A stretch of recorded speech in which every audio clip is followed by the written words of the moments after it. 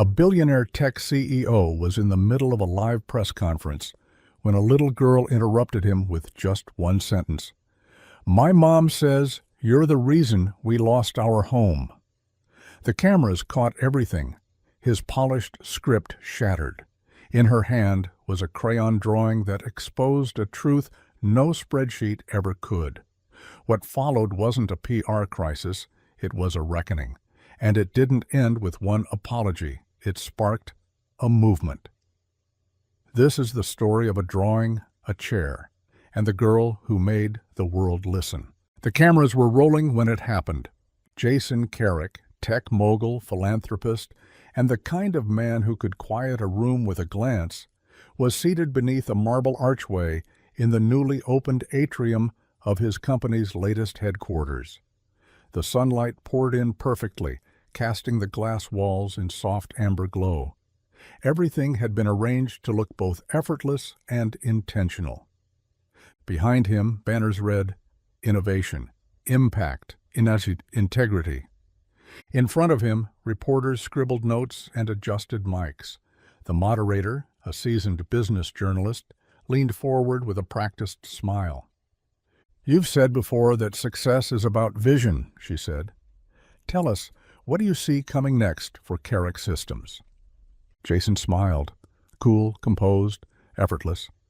"We're investing in the next generation of AI to solve social inequities at scale, and in doing so—" But his sentence never finished, because at that moment a child's voice rose over the hush. "Excuse me." It was small, soft, but it cut through the room like thunder.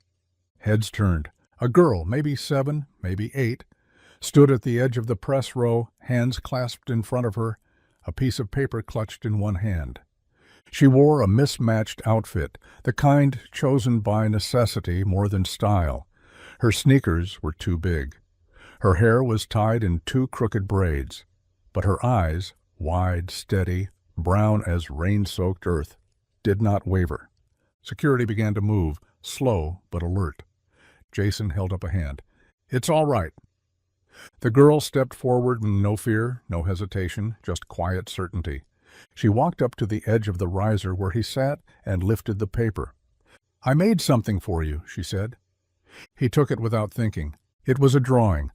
2 figures. A tall one with glasses, holding hands with a smaller one beside a building labeled Home.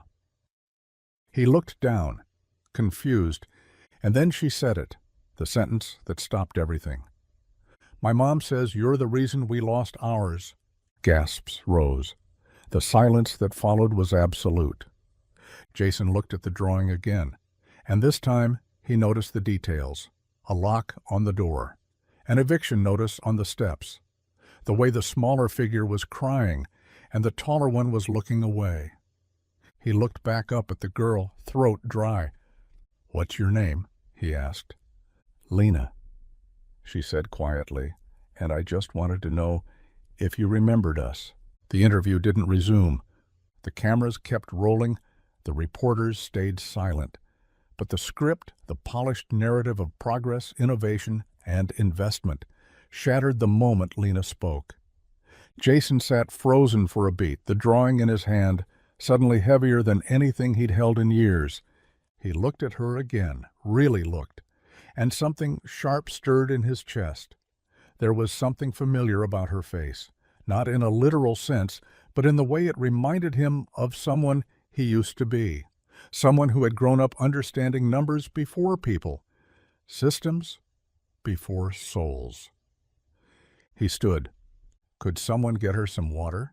he asked softly. A production assistant scrambled to a cooler and returned with a small bottle, which Jason handed to Lina himself. She accepted it without a word. The moderator cleared her throat, trying to regain control. "Mr. Carrick, would you like to address this?" Jason turned back to the reporters, then to the cameras. "I think the interview can wait." He stepped off the riser and crouched so he was level with Lina. "Your mom said I caused you to lose your home?" She nodded. "You bought the building, then the rent went up, then she got sick, then we had to leave." Jason exhaled. It wasn't a new story. He'd heard variations of it. had read about the impacts of his acquisitions in policy memos, market reviews, impact statements. But those versions didn't draw pictures. They didn't show up in person. They didn't stare at him like they'd been carrying that sentence around for weeks, wondering if it would matter. "I'm sorry," he said. Lina looked surprised. "Most people don't say that." "I'm not most people," he replied. "Not anymore." He stood and turned back toward the press. "I'd like to finish this conversation elsewhere," he said, "without microphones." Then to Lina gently, "Would that be okay?" She considered him for a long moment, then nodded. They walked down the hallway together, past stunned interns and silent executives, into a glass conference room Jason rarely used. He asked his assistant to hold all calls, close the door. Then he sat down across from her and asked, "Will you tell me what happened?" And she did, in simple words, in quiet, careful pieces, about the building they lived in for 5 years, about how her mom used to work double shifts at the clinic, about how, when Jason's company acquired the property, everything changed. Rent doubled, repairs stopped, tenants left. Lina and her mom tried to stay, but then her mother was diagnosed with lupus. Her shifts dried up. They couldn't keep up. "We lived in our car for a while," Lina said softly, "then in a shelter. It's not too bad, but it's loud, and there's no room for drawings." Jason didn't speak. He couldn't. The man known for his control, his poise, his ironclad speeches, sat there, heart unraveling. Finally he asked, "Why did you come here today?" She looked up at him, and this time her voice wavered. "Because I thought maybe, if you remembered us, you might stop forgetting the others." Jason swallowed hard, and for the first time in a long time, he felt the edges of something break inside him. Not shame, not guilt, but clarity. "I remember now," he said quietly, "and I won't forget again." Jason didn't go back to the press conference. His assistant stood outside the glass doors, fielding reporters and phone calls with a tone that was both composed and vague. Inside, Jason sat at the long table, Lina across from him, sipping water and drawing silently on the back of an old meeting agenda. He watched her. Every now and then she glanced up to see if he was still paying attention. Each time, he was. "Where are you staying now?" he asked gently. "A place called St. Mary's." She shrugged. "It's a shelter. Just for a little while, I think. They said maybe we'll get a spot in a real building next month." Jason felt something in his stomach twist. St. Mary's was one of the organizations he donated to last Christmas, a tax-deductible gift that had earned him a small placard on their holiday newsletter. He rubbed his thumb along the edge of her drawing. "I think I need to visit that building," he said. "The one we used to live in?" He nodded. "Why?" "Because you reminded me it's easier to look away when you never walk the stairs yourself." She didn't answer, but he saw the way her shoulders relaxed slightly. She hadn't expected him to follow through. Most adults didn't. That night, Jason canceled his dinner with an investor and called his COO. "I want full access to the files on the acquisition from 2 years ago, Camden Properties, 11th and Brody. All documentation, all impact assessments, all reports on tenant turnover, repair schedules, and rent restructuring." There was a pause. "You sure you want to see that, sir?" "Yes," Jason said. "I think I should have seen it a long time ago." He didn't sleep well.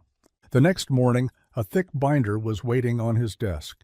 He opened it like it was a confession. Page after page of charts, numbers, data, each one more damning than the last. Tenants displaced, 48 families.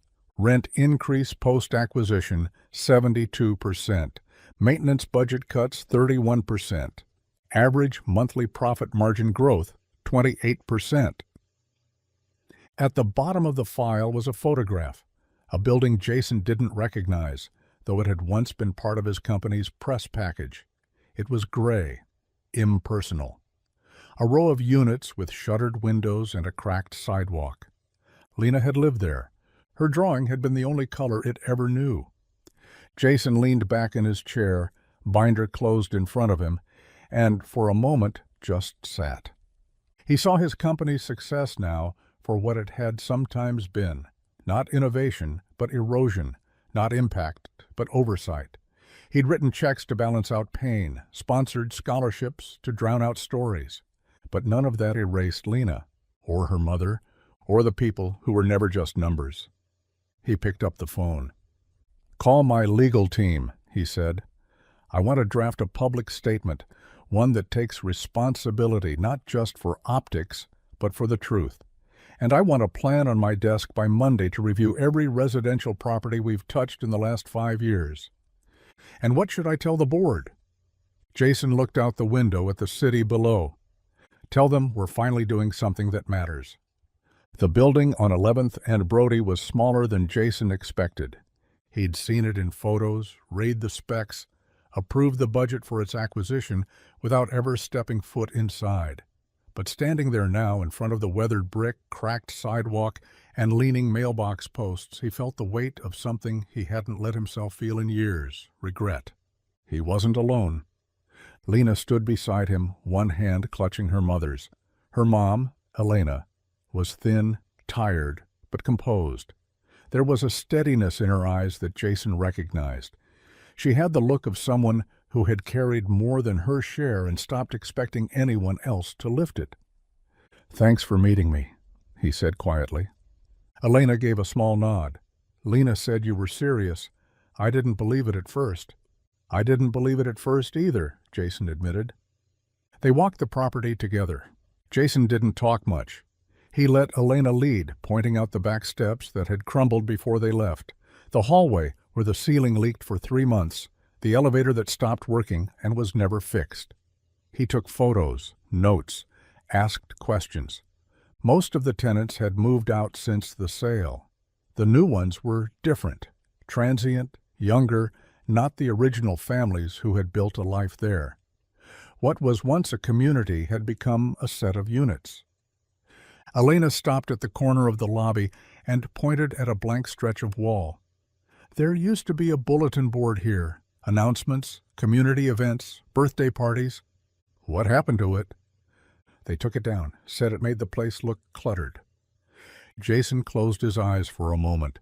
They stood there in silence until Lina tugged on his sleeve. "Do you want to see our old apartment?" He hesitated. "Is it still empty?" She nodded. "The door was open last time." They climbed 3 flights. The hallway was dim. The smell of dust and something vaguely chemical lingered in the air. Lina walked ahead, stopping at a door with peeling paint. 3B. She pushed gently. It opened. The apartment was bare. No furniture, no light fixtures, just echo and old memories. But Lina walked in like she still knew where everything belonged. "My bed was here," she said, pointing to the corner. "Mom used to hang fairy lights from those hooks. And the fridge made a weird buzzing sound that I hated. But this window," she crossed the room, tapped the glass. "This window was my favorite, because it showed the corner with the fruit cart." Jason stepped inside slowly, carefully, like the air itself might accuse him. Elena walked in behind him, hands folded tightly. "You never saw any of this," she said. "No," Jason admitted. "I never did." She exhaled. "You could have. You chose not to." He didn't argue, because she was right. They stayed for another hour, talking, listening, unpacking a decade of decisions in a space that still remembered what it meant to be lived in. Before they left, Lina placed something on the windowsill, her drawing, the one she'd handed him during the interview. Jason turned. "Are you sure you want to leave it?" She nodded. "It started here, so I want it to remind someone else who lives here that they matter too." As they walked out, Jason made a promise. To Elena, to Lina, to himself. "I'm going to fix this, not just here, everywhere." Elena looked at him. "Then you better start with listening, really listening, like you did today." He nodded. "I will." The press conference was nothing like the last. There were no marble atriums, no carefully arranged banners, no glossy talking points. Just a folding table, a plain backdrop, and a row of reporters seated beneath flickering lights in a community gym not far from 11th and Brody. Jason stood at the podium, hands folded over a single sheet of paper. He didn't look like a CEO that day. He looked like a man who had run out of excuses. "Good afternoon," he began. "My name is Jason Carrick, and today I'm here to talk about failure. Specifically, mine." The room fell quiet. He didn't read from the page. He spoke plainly. "For years, my company profited from real estate investments we didn't understand.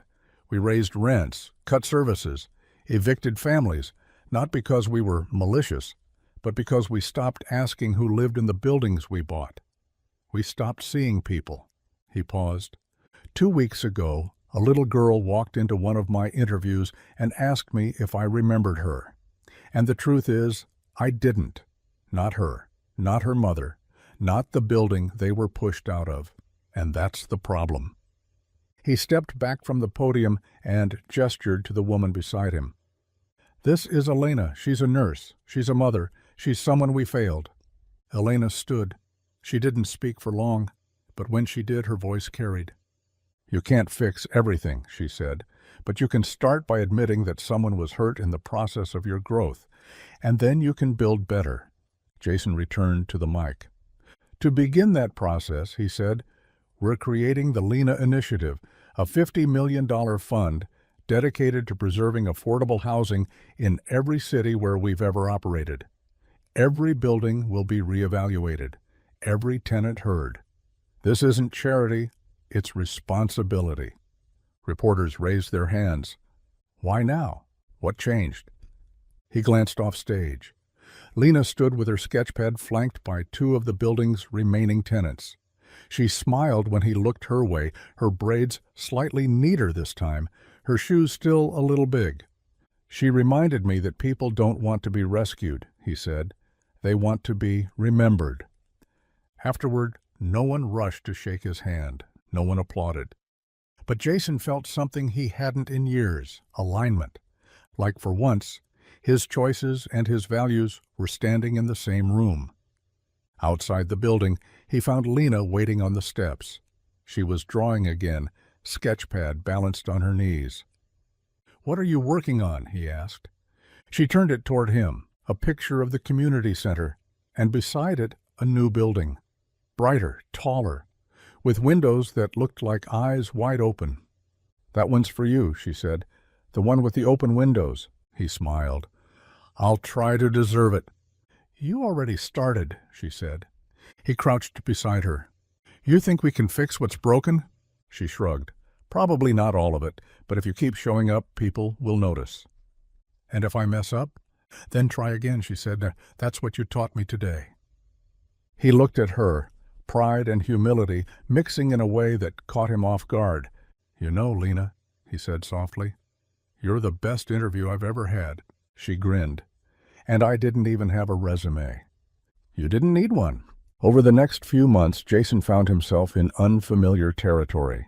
Not in financial meetings or on speaking circuits, but in community centers, housing forums, and tiny public school gyms where people spoke without scripts.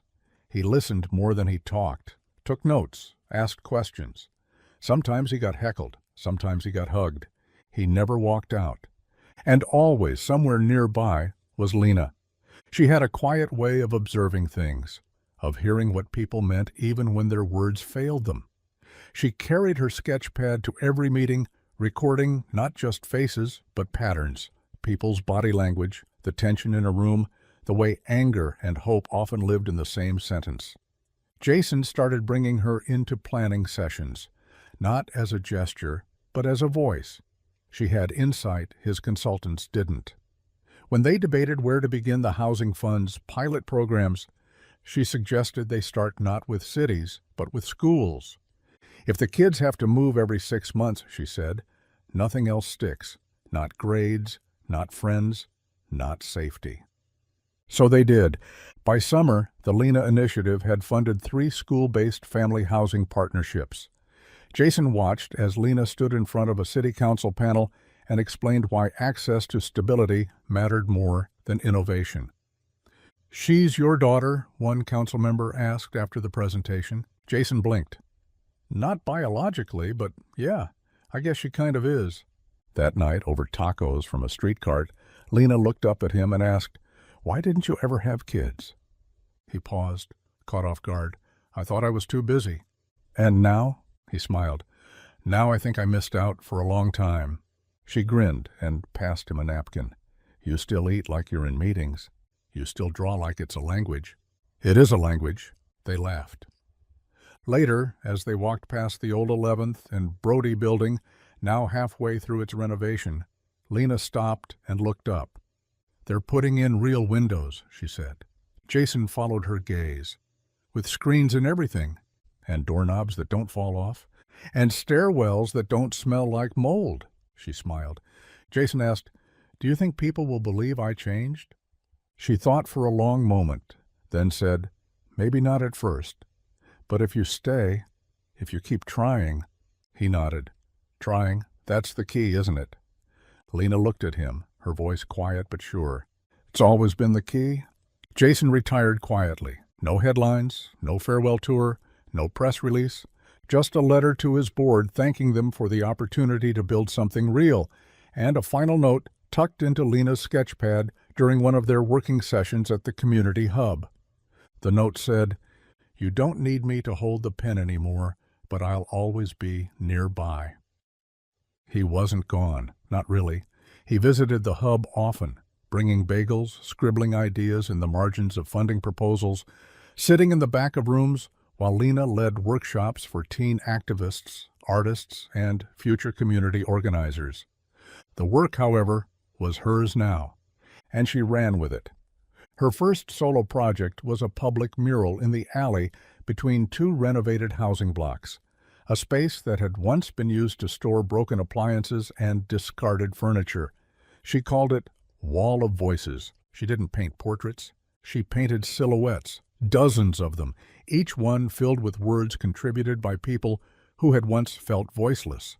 Words like enough, invisible, angry, hopeful, trying, still here. At the center of the mural, one figure stood taller than the rest, its body made of overlapping colors, like layers of stories stacked atop one another. And in its hand was a drawing, a copy of Lina's original, the one she gave to Jason on that stage. Above it she painted a sentence in white block letters. "We aren't asking to be saved, we're asking to be remembered." When it was finished, the mural drew visitors from across the city. Teachers brought students. Organizers held community meetups beneath it. Local journalists did stories on how a little girl who once lost her home became the voice behind a citywide shift in policy. Jason visited the mural early one morning before anyone else arrived.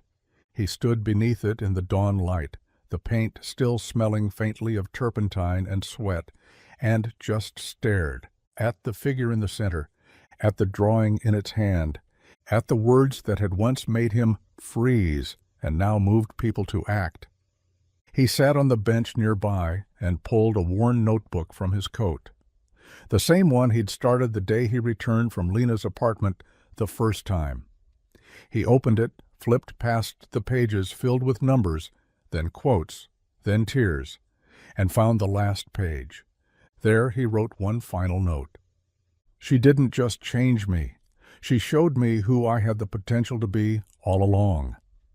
Then he closed the notebook and left it beneath the mural, not to be found, but to be felt. Because this was never just his story, it was Lina's, and all the stories that would come after. Years passed. Lina grew, not just taller, not just older, but wider, in heart, in reach, in the way her presence filled a room before she spoke. She was no longer the girl with the sketch pad and one question. She was the founder of the Try Project, the lead coordinator on multiple housing coalitions, and the youngest recipient of the city's Hope Builder Award. But she never forgot where it started. She kept a framed copy of the drawing, her drawing, on the wall behind her desk, and below it, Jason's words, written in his small, careful script. "I see you. I remember you." When the building at 11th and Brody was fully renovated, she organized a community celebration. There were music performances by local kids, a photo exhibit of the former tenants, and a new courtyard installation built around what used to be a broken dumpster bay. At the center of the courtyard stood a sculpture, a bench, and beside it a cast bronze plaque with a simple inscription, "For the ones who kept trying, you are the reason we stayed." She gave a speech that day, short and clear. "This isn't a monument to survival," she said. "It's a thank you note to everyone who dared to speak, to everyone who stayed when it was easier to leave, to the little girl I used to be, and to the man who saw her." Jason didn't live to see the sculpture installed, but Lina made sure he was part of it. Tucked under the bench was a weather-sealed box. Inside, a copy of his notebook, pages marked and worn. The last one starred and dated. She added one more line before sealing it.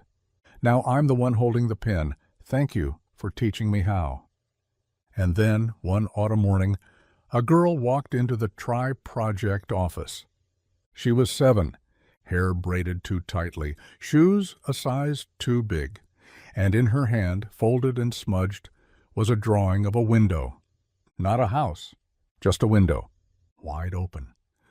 "I was wondering," she said to the woman at the front desk, "if someone could help me stay." The receptionist smiled and handed her a clipboard. "I think someone would love to try." In the corner office, Lina looked up from her meeting notes, already sensing the beginning of something. She walked out down the hallway and stopped in front of the girl. "What's your name?" "Nova," the girl whispered. Lina knelt. "Well, Nova, welcome. Do you want to sit down?" Nova looked uncertain. "Will someone listen?" Lina smiled. "We always do." The new studio opened in spring. Not a tower. Not a repurposed boardroom. Just a ground-floor space on a quiet corner near the East River. Windows smudged with fingerprints, murals in progress on every wall, a couch that had seen better days and better stories. Lina called it the table. Because that's what it was, a place where people brought their work, their fear, their hope, and laid it out without shame. She didn't want hierarchy, she wanted listening. The team was made of high schoolers, college students, and young people who had lived through what they were now trying to solve. They researched zoning codes, documented illegal evictions, made art campaigns, and handed out "Housing is a Human Right" pins at subway stops. Jason visited once. He'd been invited as a surprise. Everyone clapped when he walked in, confused and a little misty. Lina pulled him aside. "I wanted you to see what you started." He looked around the room, where a 17-year-old was explaining how to file a tenant rights complaint to a 12-year-old, and said, "You've gone further than I ever imagined. You helped me believe I could." He stayed all afternoon, listening, watching, sketching in the margins of a borrowed notebook. Before he left, he found Lina at the kitchen counter pouring tea. "You've made something beautiful," he said. She handed him a mug. "So did you. You just thought it had to wear a suit." They laughed. Then he added softly, "Thank you for staying." She didn't say anything. She just hugged him. 6 months later, he passed away. Peacefully, quietly, with a note tucked in the nightstand of his apartment addressed to her. "Lina, if you're reading this, I hope you already know, I never saved you. You were already whole when you walked into that interview. What I did was see you, and in doing that, I found a version of myself I'd buried. You reminded me that trying is not weakness. It's the bravest thing we do. Please keep trying. Please help others try too. And if the world gets loud or unkind or forgets how to listen, open your window. Let someone in. Love, Jason." She didn't cry during the memorial. She spoke clearly. "This isn't a eulogy," she said. "This is an invitation. If you ever needed permission to do the thing you believe in most, this is it. If you're scared, do it anyway. If you're tired, rest. But come back. Because someone, somewhere, is holding a drawing and wondering if they're allowed to hand it to you. Afterward, people shared stories about meetings Jason had taken when no one else would listen, about apology letters he sent long after the news cycle moved on, about the way he'd changed, not by grand gesture, but by staying present. And then, weeks later, the city announced the renaming of the new Civic Leadership Award. It would now be called the Carrick Prize for Community Transformation. Lina was the first recipient. She accepted it not on a stage, but at a city housing forum, with dozens of kids behind her, each wearing a pin shaped like a small open window. The cycle wasn't ending. It was expanding, and it had only just begun.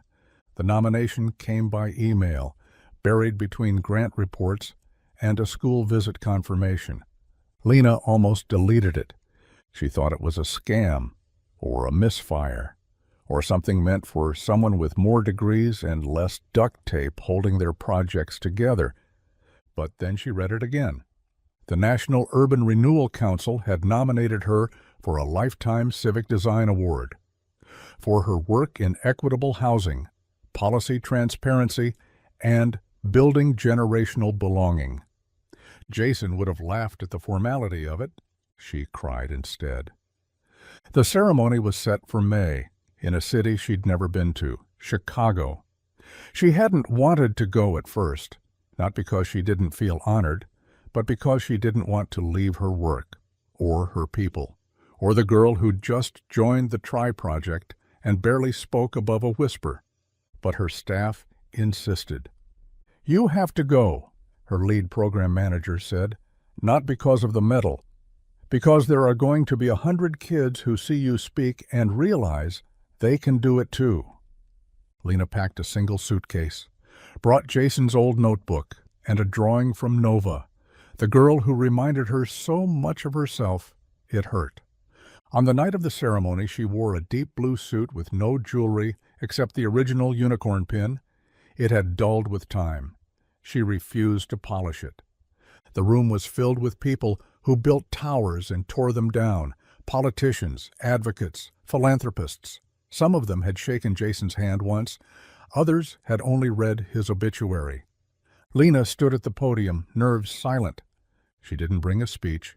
She brought a copy of her original drawing, held it up. "This," she said, "is the first thing I ever offered the world."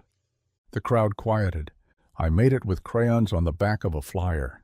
It was everything I had. And I gave it to a man who didn't owe me anything, but he stopped, and he saw me." She looked around. "You don't need to change the world overnight, but you can see someone. You can say, 'I hear you.' You can build tables that don't ask for resumes. You can say, 'Try again tomorrow. We'll still be here.'" She folded the drawing, held it to her chest. "This award is not mine. It belongs to the people who stayed, and the ones who are still trying." The applause was long, not loud. Afterward, she sat on a bench near the lobby exit, alone for the first time all day. A girl approached. Teenage. Braids, denim jacket, eyes uncertain. "Miss Lina?" She looked up. "My social worker showed us your video, the one with the chair. I drew one too." She held it out. Rough lines, bent corners, but real. Lina took it. "Do you want to sit down?" she asked. The girl blinked. "Will someone listen?" Lina smiled. "We always do." Lina framed the girl's chair drawing. She hung it beside her own, not because it was polished, but because it was true. Wobbly lines, broken proportions, and a caption scribbled in the corner. "I just want a place to sit, without earning it." She stared at that line for days, let it sit under her skin like an echo. That same week, she got a message from a middle school principal in Queens. A student had led a walkout over unsafe housing conditions. The media had picked it up. A 12-year-old named Zara had refused to go home until her building fixed the heat. "She says she got the idea from your story," the principal wrote, "and she's been carrying a printout of your mural around in her binder." Lina rode the train out the next day. Zara was waiting on the steps in a too-big coat, surrounded by classmates who didn't know whether to cheer or panic. "You're her," she said when Lina approached. Lina crouched to eye level. "And you're someone who knows how to speak." Zara opened her binder, pulled out a drawing, another chair, this one made of bricks and paper, words scribbled into the seat, tired, cold, still trying. Lina sat beside her on the steps, not to fix, just to be there. And by the end of the week, the heat was turned back on. Word spread. By winter, tri-project chapters had sprouted in 5 states, led by kids, backed by adults, and shaped by stories. They didn't ask for donations. They asked for chairs, literally. Every center had a first seat, a place where any new person could sit, breathe, and be heard. Some kids sat quietly. Others handed over drawings, poems, transcripts. One boy from Seattle brought a photograph of a door with no knob. "It's the place we had to leave," he said. "But I still dream about it." Lina taped it to the wall beside the others. No headlines, just homework, she liked to say. The work you do in the dark that tells the truth when the light finally comes back on. On the 10th anniversary of the Try Project, Lina returned to the original tower, the one where she'd first walked in with her crayon resume. The building had changed hands. The company Jason once led was now 3 mergers deep and 2 name changes away from what it had been. But the lobby was still there, still cold, still bright. She stood near the spot where she once interrupted a press conference with a sentence she hadn't practiced. No cameras now, no interview, just her. She reached into her coat and pulled out her original drawing, slightly faded, carefully laminated. She placed it gently on the corner of the lobby bench, weighted by a small rock. Beside it, she left a note. It said, "If you're reading this and you're scared and you don't think anyone's listening, try. Walk in. Say something. We'll find the chair for you." She didn't wait for someone to pick it up. She didn't need to. Some legacies aren't about being remembered. They're about making sure no one else is forgotten. It was late when Lina found herself alone at the original Tri-Project office. The staff had gone home. The lights dimmed to their night settings. Outside, the city rumbled in its usual lullaby of traffic and wind. Inside, only the hum of a heater and the soft creak of floorboards kept her company. She stood in front of the bulletin wall, what they'd lovingly renamed the archive. Every drawing ever handed to the Try Project was represented here. Originals, copies, tiny resumes, paintings on napkins, notes written on the backs of school lunch menus. She reached up and touched the corner of her own first drawing. The one she'd walked in with all those years ago, the one Jason had folded neatly and kept like a treasure. Her fingers trembled. Then she turned and sat at the small desk in the corner, pulled a notepad from the drawer, and began writing. "Dear me, you are brave, not because you marched through that door without fear, but because you were afraid and you did it anyway. You're carrying a drawing, not a solution, a sentence, not a speech, and that's enough. You don't know it yet, but the man on that stage, he's not the one who saves you. He's the one who makes room for you to save yourself. And later, you will make room for others. You will hand out chairs instead of promises. You will measure change not by applause, but by whether the kid in the corner finally looks up. You will be tired. You will wonder if trying is enough. It is. Keep trying. Love, the you who stayed." She folded the letter carefully, slipped it into an envelope, and taped it to the underside of the first chair. The original one. The one Jason kept in his office long after it stopped matching the decor. The next day, she handed the keys to her successor, a 19-year-old named Devin, who had once been in foster care and now taught housing law to high school students on Saturdays. "Any advice?" Devin asked. Lina thought about it, then said, "Don't try to be a hero." Devin blinked. "Then what do I try to be?" "Present," she said.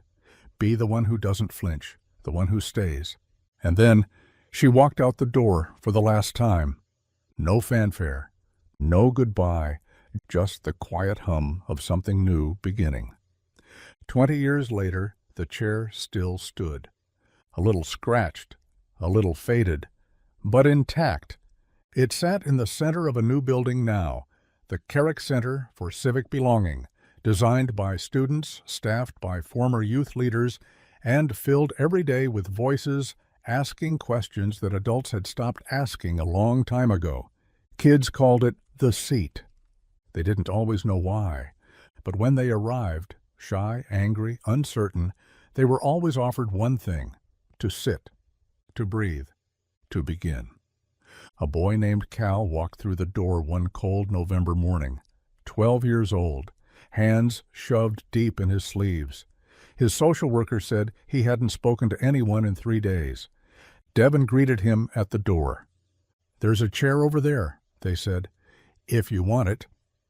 Cal didn't answer. He just walked slowly across the room, lowered himself into the worn wooden seat, and stared straight ahead. No one rushed him. He pulled a folded paper from his pocket and placed it on the table. Devin picked it up carefully. A drawing, a window with 2 figures inside, one tall, one smaller. A storm outside, but their hands pressed to the glass. On the bottom corner, Cal had written just 5 words. "Is this one still open?" Devin sat beside him, didn't speak, just unfolded a new piece of paper and placed it in front of him. Cal blinked, then picked up a crayon and started to draw. Later that night, Devin updated the archive, added Cal's drawing to the collection, right beside the original, the one Lina had brought to Jason. And underneath it all, beneath the glass on a strip of copper bolted to the frame, one sentence remained: "Try, stay, remember, begin again." Because the story wasn't about Jason. It wasn't even about Lina.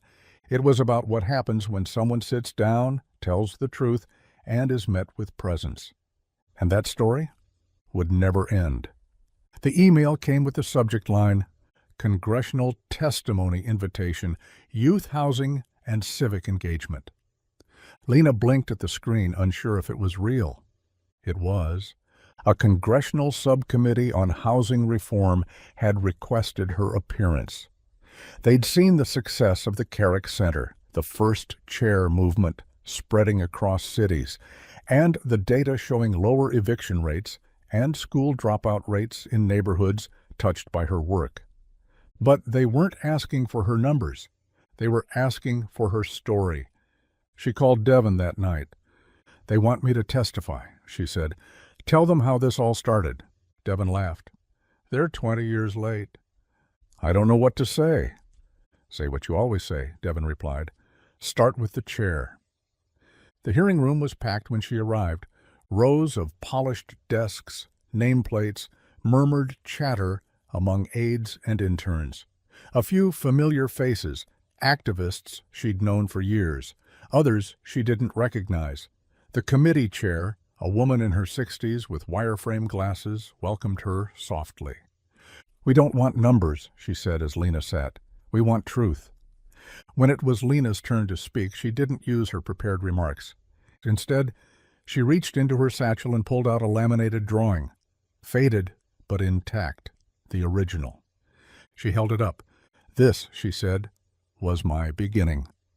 She explained how she had walked into a skyscraper with no appointment and one sentence. How Jason had stopped. How he'd stayed. How everything after that came not from money or legislation, but from someone listening. "I'm not here because I was rescued," she told them. "I'm here because someone made room." She told them about the first chair, about tri-project chapters in 27 cities, about Cal, Zara, and Nova. She told them what kids really need. "Kids don't need saviors," she said. "They need seats, space, safety. They need adults who say, 'You don't have to be perfect, just present.'" The room was quiet. One representative asked, "What would you do differently if you were us?" Lina replied, "I'd stop measuring success by who speaks loudest and start measuring it by who gets heard." The transcript went viral, not because of drama, but because of truth.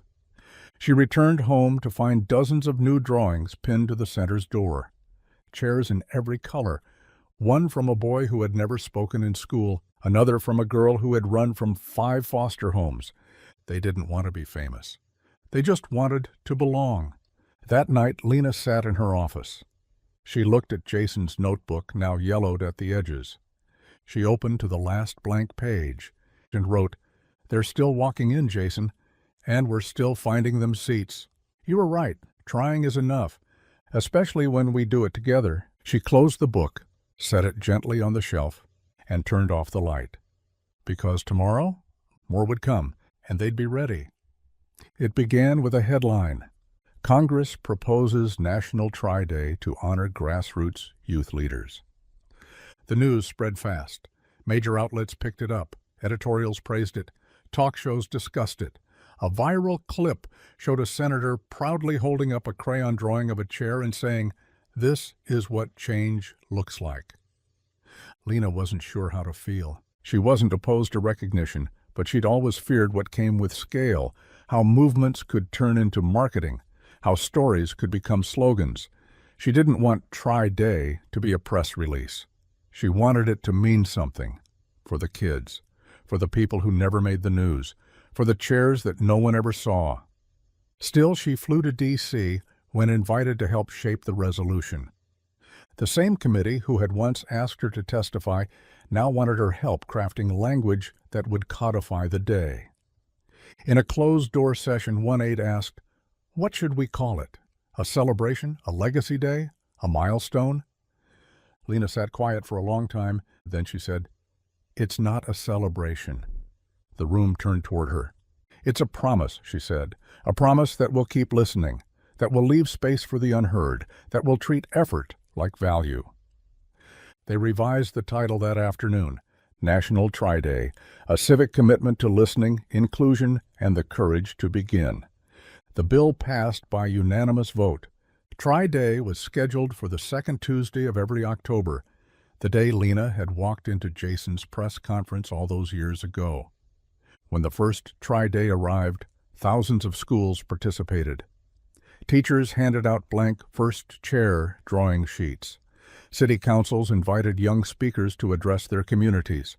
Libraries hosted open mic events for kids who had never spoken in public before. And in the Carrick Center atrium, Devon and the current team installed a new feature, a transparent wall etched with the words "Still Trying" in dozens of languages. On Try Day, people from every walk of life came to sit in the chair. Old, young, loud, silent, angry, hopeful. They sat, and beside the chair was a notebook. Anyone could write in it. One girl, 8 years old, wrote, "I didn't know I was allowed to try again. Now I do." That night, Lina stood outside the center, watching as people slowly trickled away. Devon stepped beside her. "You did it," they said. "No," Lina replied. "We're doing it." They stood in silence, the city humming around them. Then Devon added, "Jason would be proud." Lina looked at the lights glowing inside the building. "He always was," she said softly. "He just didn't say it out loud." She looked down at her hands, still ink-stained from feedback notes, still tired, still trying. And for the first time in years, she felt something simple and whole settle in her chest. Not closure, continuity. The work didn't end here. It began again. The letter arrived in a plain envelope. No return address, just "For Miss Lina," scrawled in blue ink and delivered by hand to the front desk of the Carrick Center. It was late. Most of the staff had already gone home. Lina sat at her desk, working through a pile of program proposals and zoning forms when her assistant slipped it onto her keyboard. She opened it without ceremony, expecting a thank you note or an invitation. Instead, she read, "Dear Miss Lina, everyone says trying matters. They say it like a magic word. But I've been trying really hard for a long time, and it still feels like no one hears me. I talked in class for the first time in 3 months. No one noticed. I told a social worker I was scared. They wrote it down but didn't look at me. I stayed after school to help a younger student. She said thanks, but then left, and I was alone again. So I guess my question is, what do I do when trying isn't enough? From someone who's still trying. Lina read the letter 3 times. She didn't cry. She didn't flinch. She knew this voice. She had been this voice. The next morning, she brought the letter into the team meeting and read it aloud. The room was quiet afterward. Then one of the younger staff members said, "We always say keep trying, like it's a destination, but maybe it's not. Maybe it's a rhythm." Another added, "Or a dialogue. Trying isn't enough alone. It needs an answer." Lina nodded. "Then let's answer." They launched a new initiative that week called the Response Room. Every Tri-Center set up a space, physical or digital, where anyone who submitted a drawing, a note, a whisper of effort would get something back. Not a solution, not a fix, just presence. A reply. Sometimes it was a letter, sometimes a piece of art, sometimes just, "We saw you, we believe you, you matter." Lina personally answered the original letter. She didn't know the sender's name, didn't need to. She wrote, "Dear Still Trying, trying is not a magic word, it's not a shortcut. It's a seed. Sometimes people walk by seeds without knowing what they are. Sometimes they don't see you bloom, but we do. And one day someone will sit in a room, any room, and feel less alone because you once stayed in your seat when you could have walked out. That's the thing about trying. It echoes, even when it's quiet. With you, Lina." She placed it in the response wall beneath the copper plaque. And by the end of the week, more notes arrived, more drawings, more questions, more echoes. Lina's final project began the way all of her projects did, with a question. Not one she asked, one she overheard. She was walking past a breakout room at the center when she heard a kid mutter under their breath, "It's easier to be invisible than to say the wrong thing." She paused in the hallway and then turned around.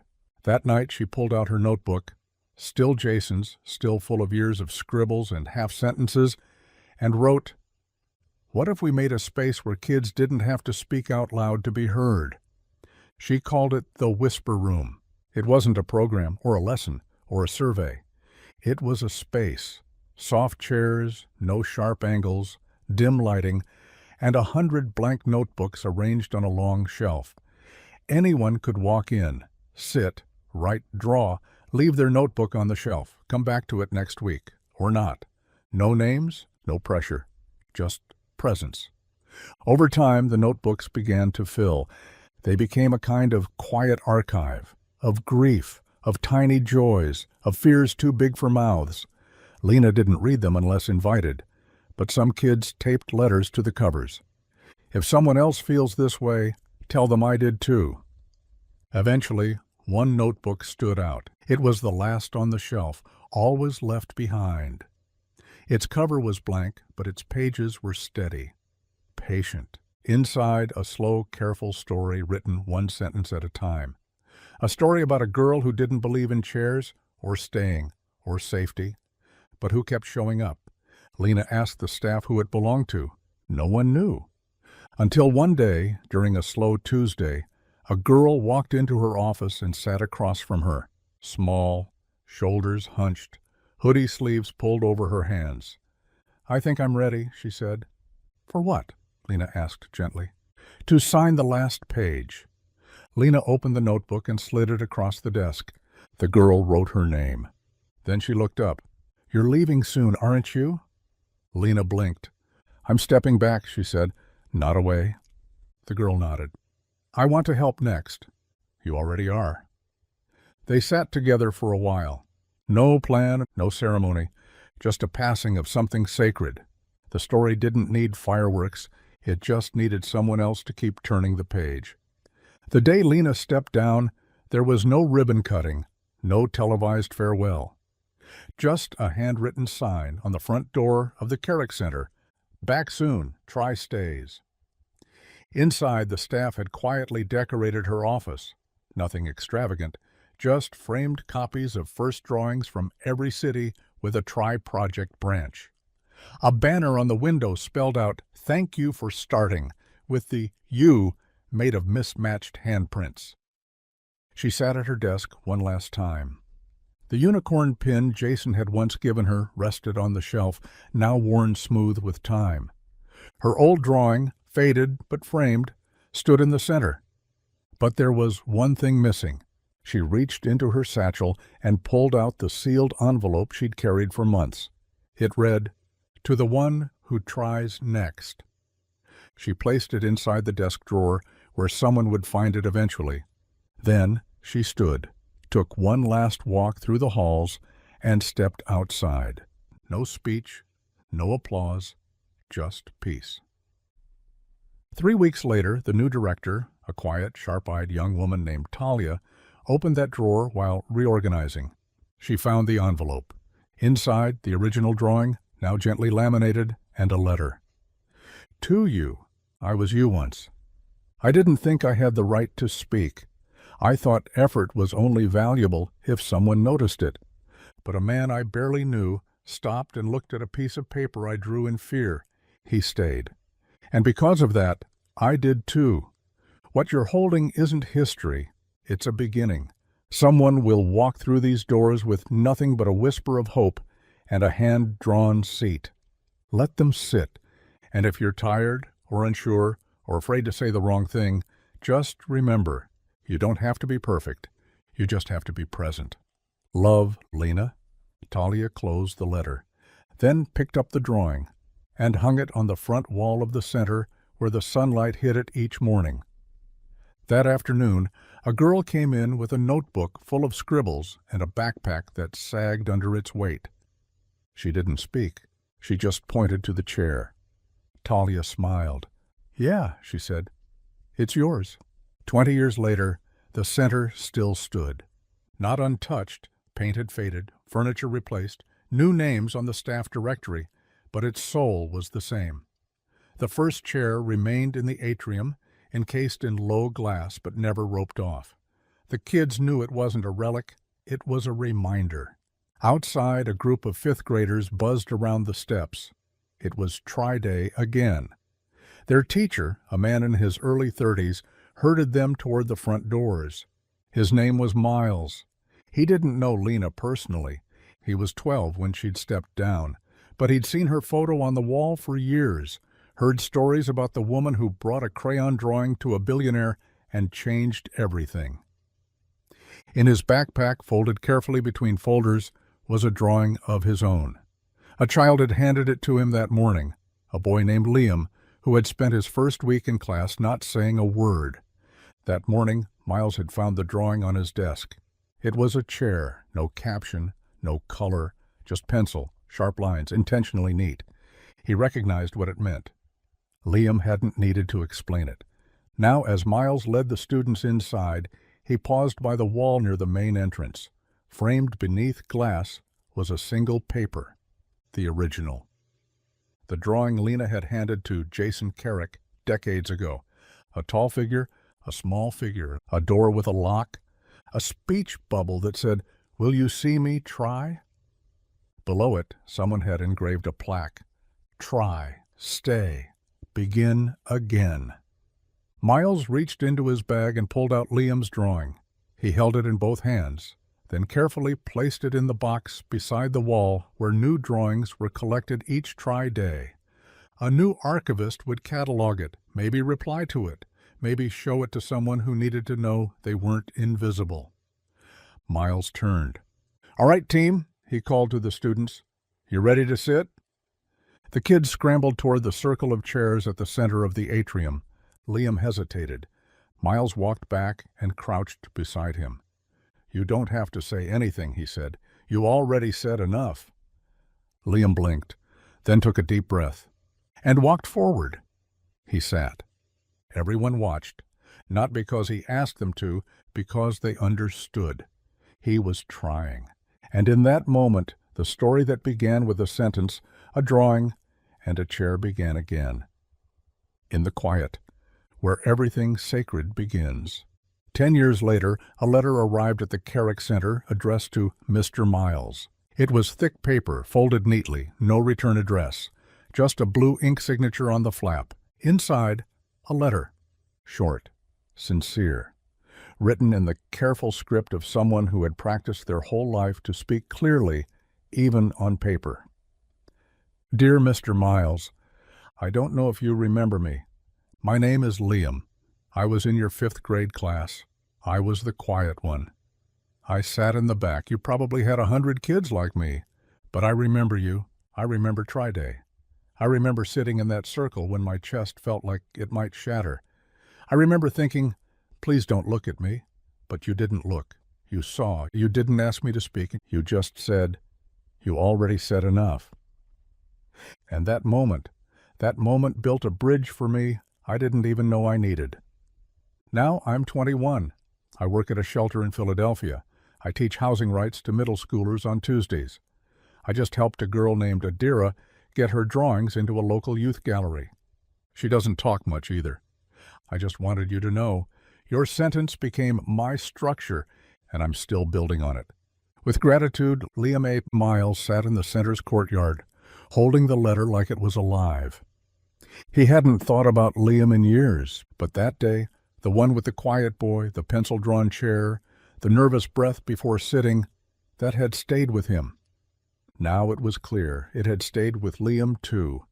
He rose and walked into the archive wing, found the year-log drawer for Tri-Day submissions from that class, flipped through until he found it. Liam's chair, no caption, just a drawing. He pulled it out, placed it beside the letter, then turned to the archivist. Frame this, he said, side by side. The archivist nodded. That night, Miles walked through the halls, stopping at the plaque outside Lina's original office. It had a quote she'd once said at a city summit. We don't archive effort because it's rare. We archive it because it's sacred. Miles smiled. He took out a blank card and wrote just 6 words. You already said enough. Keep going. He slipped it into the suggestion box, unsigned. Because sometimes you don't need to be seen. You just need to keep seeing others. The newest drawing came from a girl named Sol, 7 years old, new to the city, new to the system. Her file said she was quiet but observant, which usually meant she noticed everything and said nothing. She arrived on a Tuesday afternoon, clutching a lunchbox in one hand and a crumpled piece of paper in the other. It was Tri-Day. The halls of the Carrick Center buzzed with activity. Children sat in circles. Teens led sessions on empathy, and the first chair sat, as always, in the atrium, sunlight pooling across its arms, its shadow stretching long and familiar. Sol didn't sit, not at first.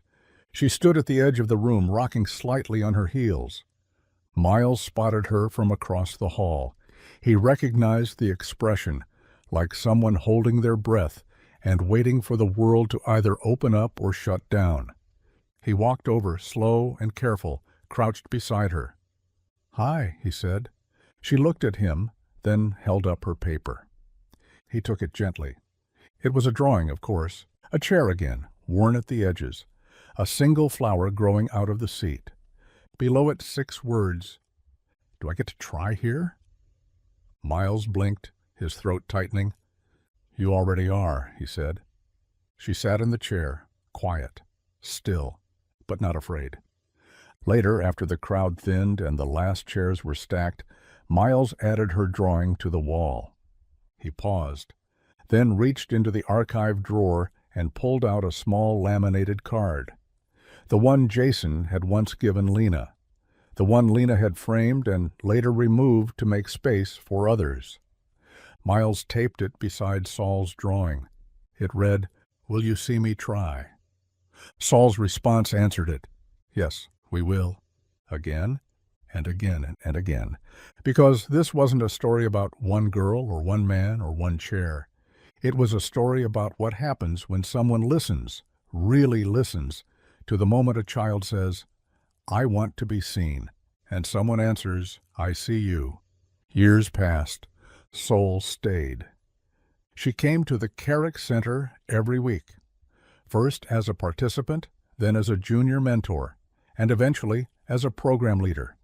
Her drawings changed, from simple chairs and questions to portraits, cityscapes, and visual journals of moments too complex for words, she never became the loudest voice in the room. But people listened when she spoke, because when she did, it was precise. It mattered. By the time she was 21, she was leading a regional tri-chapter in Brooklyn, overseeing a staff of 10 and coordinating hundreds of submissions per season. Her desk, tucked in the corner of a renovated warehouse, was cluttered with notes, thank you cards, and stacks of folded drawings. And then one morning, while sorting through new mail, she found it, a drawing. Simple, marker on printer paper, slightly bent at the corners, a chair with a heart taped to the backrest. Above it, a sentence. Is it okay if I don't know how to start? Saul sat down and stared at it for a long time. She remembered her own words, her own moment, her own breath caught in her chest in a sunlit atrium. She remembered Miles, and before him, Lina, and before her, Jason, and all the others who had passed a seat forward hand to hand, story to story. She picked up a pen and wrote back, Dear you, start right here. You don't have to know what to say. You don't have to fix anything. Just take your seat. And when you're ready, we'll be here, listening. Because the only wrong place to begin is not beginning at all. With you, Saul. She signed it, folded it, taped it gently to the back of the original drawing, and placed it in the display case in the lobby beside her own first drawing, now framed and etched with gold foil in the corners. A child came in an hour later, 6 years old, ponytail, nervous. They walked up to the glass, read Saul's letter, and smiled, then turned to Saul. Can I sit? Saul nodded. Of course. The child sat and began to draw. Later that evening, Saul walked through the silent hall of drawings, dozens of framed submissions from over 3 decades. She reached the last one in the row, an empty frame. Just a card beneath it that read, This spot is reserved for the next try. She touched the glass softly, then turned out the lights. Tomorrow, the cycle would continue. And someone new would walk in with a sentence they weren't sure they could say. And someone, Saul or someone she had taught or someone they had taught, would look them in the eye and say, Try anyway. The Carrick Center turned 50 on a bright autumn morning. The original building had been renovated 3 times, its walls expanded, its archives digitized, but the chair, the first chair, still sat in the atrium, not as an artifact, but as a living symbol. No rope around it, no do not touch sign, just a small plaque that read, You're allowed to be here. Saul stood just inside the entrance, one hand resting on the frame of the glass wall. She hadn't been back in years, not since stepping down to run the East Coast network of tri-project chapters. But when the invitation came in the mail, a handwritten card, in deep blue ink, she knew she would come. The card was unsigned, but she recognized the handwriting. Lina's. The event was simple. No politicians, no television crews, just chairs arranged in a circle, kids of all ages taking turns reading from the response room journals, and walls filled with framed drawings spanning decades, each one a beginning. Saul wandered the halls slowly. She found her own drawing, now digitally preserved, printed on archival paper, its colors still crisp, a chair with a flower growing out of it. She smiled. Then she found a small sealed envelope taped behind it. A volunteer handed it to her. They said it was yours. Saul opened it and found a letter, the last one Lina had ever written. Dear Saul, I always knew you would come back, not because you owed it, but because you were never someone who could leave something unfinished. You were the first one who didn't just sit. You rooted. You turned your story into shelter. You turned your fear into fuel. And because of that, you've given more kids a place to speak than I could have dreamed. But I want to tell you something you might have forgotten. You don't have to carry it all. You were never meant to be a monument. You were meant to be a door, open and wide enough for others to come through. Thank you for staying open. And when you need rest, take it. Trying includes rest. Love, Lina, P.S. The next drawing is coming soon. You'll know it when you see it. Saul folded the letter with trembling hands. Later that afternoon, a boy named Amir walked through the front doors, 8 years old, eyes scanning the floor, then the walls. He clutched a drawing. Saul stepped forward, smiling gently. "Hi there, first time here?" He nodded and held out the paper. She took it carefully. A chair. But this one was different. 2 people sat in it side by side. No one taller, no one smaller. Just together. Saul looked down at him. "What's this?" He pointed. "That one's me, and that one's someone who listened." She knelt. "Is this seat taken?" Amir looked around, then whispered, "It is now." That night, Saul returned to the first chair. She placed Lina's letter beneath it, then added a new card beside the plaque. It read, "You're allowed to try, and you're allowed to rest. The chair will still be here." She turned out the lights, and once more left the door unlocked for the next drawing, the next sentence, the next child, the next try. On the morning of her retirement, Saul arrived before sunrise. The Carrick Center was quiet, lights low, chairs stacked, the scent of fresh paint lingering from a recent wall repair. She walked the halls alone, fingers trailing the wooden paneling that had been added when the new wing opened. Her steps took her past the archive wall, where every drawing submitted over 50 years had been carefully digitized and mounted. At the end of the gallery was a new section, not curated by Saul, not selected by staff, drawings submitted by the community, anonymous, unfiltered, pinned by children who wanted to leave something behind. She stopped in front of one, a chair drawn sideways, tilted, not broken but uncertain. At the top, in careful block letters, it said, "I don't know if I belong." Saul stared at it longer than she'd meant to, because some days, even after all this time, she still asked herself the same thing. Behind her, the center's new director approached. Amira was 26, quiet, funny, brilliant, the first to suggest text-to-audio versions of the archive, the first to use poetry as part of the response room curriculum. She had been 12 the first time she sat in the chair. Now she was in charge. Saul turned to her, smiling gently. "You've got a drawing up I haven't seen before." Amira nodded. "Came in last week. Girl didn't leave her name." "Did she come back?" "She's here today." Saul blinked. "Really?" "Room 2B. Said she had a question for you." Saul made her way down the hall. Room 2B was small, quiet. A single lamp, one desk, 2 chairs. The girl sat cross-legged in one, sketch pad on her knees. "Hi," Saul said softly. The girl looked up. "Are you the lady who started all this?" Saul chuckled. "No, but I helped carry it." The girl nodded. "I don't know if my drawing was okay." Saul took the seat beside her. "It was more than okay. It was honest." The girl stared at the floor. "I wanted to write something underneath it, but I didn't know what to say." "You said it already," Saul replied. "You said, 'I don't know if I belong.' But that's a question, not a statement. Questions are where belonging starts." The girl hesitated. "Will you sit with me while I try again?" Saul smiled. "Of course."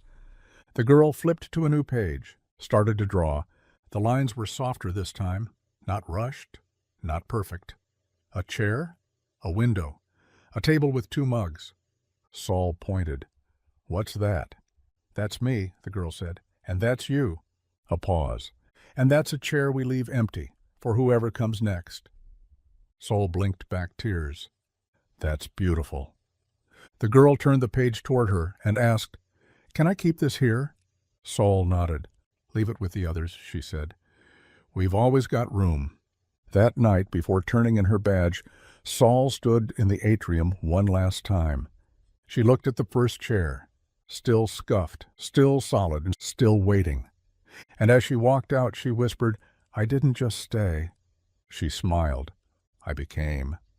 25 years later, the girl who once drew the sideways chair returned.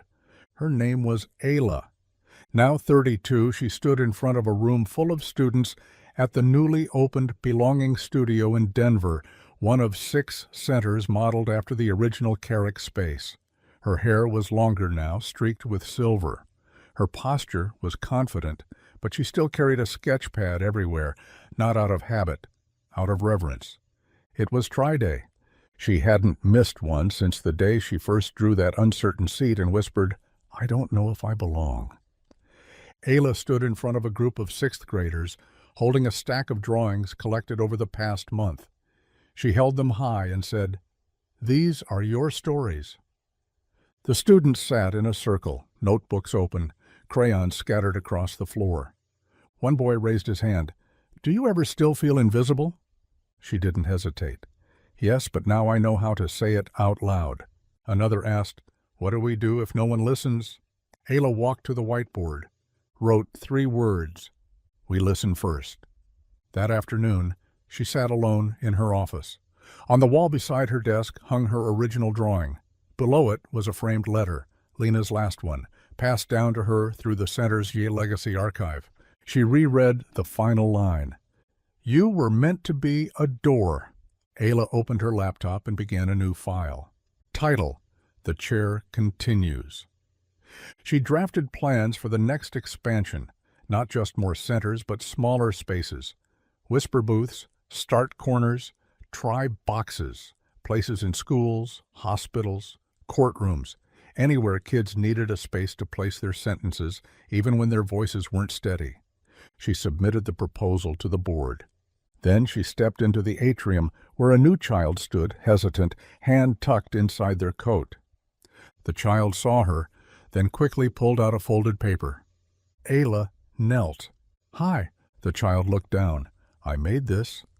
They handed over a drawing, 3 chairs, one full, one empty, one broken, but being mended with thread and tape. "I don't know which one I am," they said. Ayla unfolded the paper, studied it, then smiled.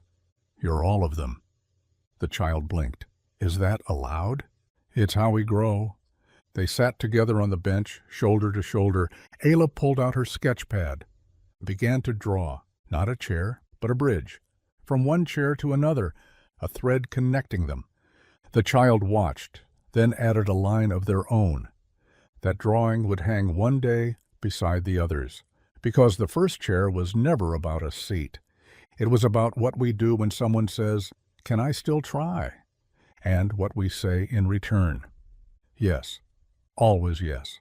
Years later, the Try project became more than an initiative. It became a language, a way of showing up in spaces that had long been silent. Hospitals began placing first chairs in pediatric wings, inviting children to sit and draw while they waited for chemo, stitches, or news too heavy for their age. Libraries tucked small tri-corners between shelves with paper, crayons, and envelopes labeled "For When You Don't Know What to Say." The stories kept coming. A boy in Atlanta wrote, "My brother yells a lot, but when I sit here, I remember I'm allowed to think without noise." A girl in rural Idaho wrote, "I talk in poems now. The chair told me that counts." A social worker in Chicago emailed, "One of my clients didn't speak for 3 months. Then one day, she sat in the first chair and drew her mother's face. It was the first time she stopped being afraid of remembering." The notes filled walls, inboxes, books, and eventually, one group of middle schoolers from Oakland asked if they could start something new, not just a chair to sit in, but one to give. They called it the second chair. It came with a rule: if you feel seen, offer a seat to someone else. It wasn't furniture. It was action. Sit beside someone in the cafeteria. Invite them to join your project group. Hold space for someone else's sentence. No speeches, no spotlight, just presence. Ayla visited one of these classrooms on a rainy Tuesday. She watched as a 10-year-old boy stood up after hearing a peer read their try letter and quietly pulled out a folded drawing from his backpack. A bridge between 2 chairs. "I don't know if I belong," he said, echoing a sentence spoken decades before.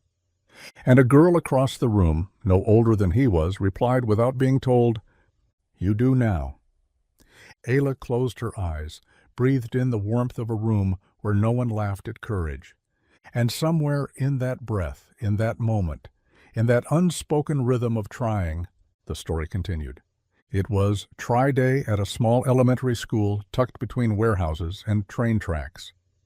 In room 14, the teacher, a woman named Ms. Ortega, had prepared the usual setup, chairs in a circle, drawing supplies in the center, a copy of the first chair story printed for every desk. But something unexpected happened. A boy named Leo, normally quiet and fidgety, stood up after reading the story and said, "What if we don't need just one chair?" Ms. Ortega paused.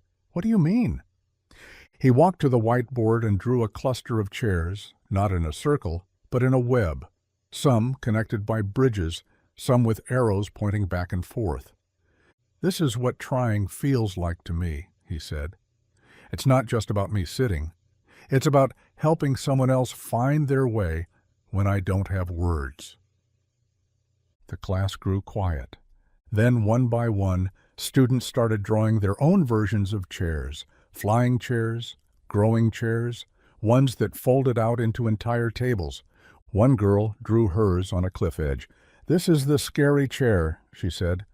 "But if I sit, someone always comes." Another sketched hers on wheels. "Mine moves with me, so I don't lose it." By the end of the day, the wall was full, not of a single symbol, but a constellation of stories. Later, Ms. Ortega emailed the Try Project archive. She wrote, "They've changed the shape. The chair is no longer just a seat.